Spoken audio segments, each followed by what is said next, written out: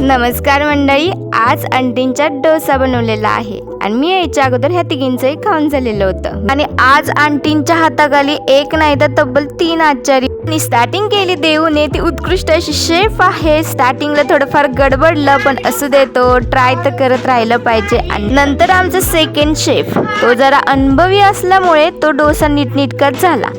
पण शेवटपर्यंत आमच्या शिवान दीदीला काय अख्खा डोसा खायलाच भेटला नाही. मग शेवटी म्हटले मीच ट्राय करते आणि ती करायला लागल्यावरती डोसा एकदम छानच झाला बरं का. मी हे सगळे डोसे खाल्लेले आहेत, तर मी त्याचा रिव्ह्यू देते कसं झालंय ते.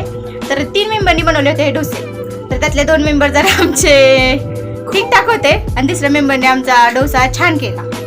तर डोसा तर छान होता, मला छान आवडला, अतिसुंदर छान मस्तपैकी संध्याकाळचा नाश्ता तर झाला आणि मम्मीनेही रिव्ह्यू दिला आणि देऊ नंतर घेऊन आली होती करवंद. आमच्या इकडे काळी महिना भेटते, तुम्ही पण या सगळेजण खायला. चला तर भेटू नेक्स्ट व्लॉगमध्ये आणि सबस्क्राईब करायला अजिबात विसरू नका.